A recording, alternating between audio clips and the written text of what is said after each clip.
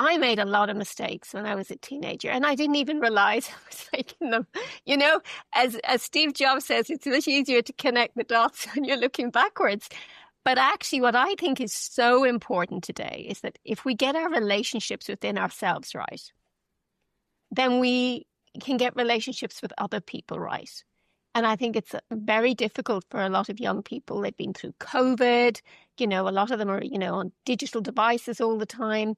Really knowing who they are, really knowing what they want, and empowering them to have that knowledge so that they don't feel lost and overwhelmed is pretty much what I'm about when it comes to my work. Yeah, so there's two sides. I'm a mom, no doubt about it, love it. And then also I have that professional side, and a fun-loving side. I think our lives need to be lived with joy. We need to try and find it. We need to be able to handle the uncertainty of the world we live in now.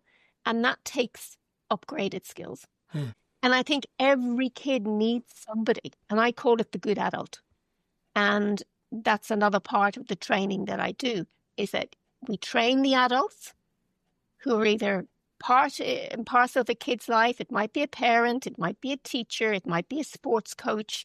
We train them with these upgraded skills because we know then that's really going to create the security blanket for young people. A place where they can feel safe, someone they can trust. Because if it's missing, we know that the rates of depression, self-harming, anxiety, and suicide go through the roof. And you know what? We've created a hugely modern world. It rotates 24/7 and it never needs to stop. We cannot stay still in that without upgrading our ability to connect with people, because without that connection, we're lonely and we're lost. And that's no way to live. Whereas now young people are being asked to make decisions about their futures that they're terrified to do because they don't know who they are. We would never do this in business if we didn't have the data to support the decision making. And there's a huge fear of failure because, again, they didn't get to run around, be free, like all the generations before them. And I think also there's another piece, a negative cycle, and parents don't mean to do it. It's the constant feedback that they give to their kids.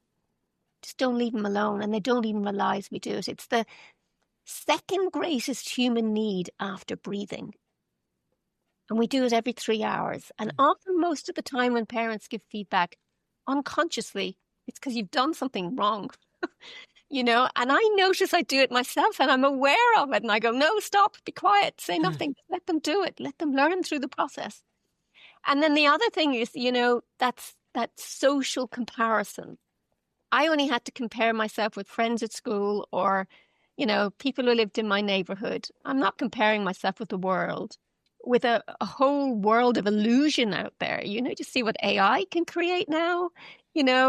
As if everyone's having the perfect life and you're not. And it's not true. That's not the human journey. And and I think it's like a cauldron. It's a mixture of factors. And if you don't know who you are, if you don't know that you have, limiting beliefs, if you don't have any sense of who you are, you can feel very lost and disconnected because you feel like you're a failure. And if you don't have the off switch for that to change the story, know how the psychology of it works, then actually I see young people ending up in a total, what I call the freak out zone. So we go from a comfort zone to a learning zone, but if we're pushed beyond what we're able to cope with, we end up in the freak out zone. And that's what I'm seeing. That's where the stress and anxiety is coming from. So I just recognize that cycle in my work.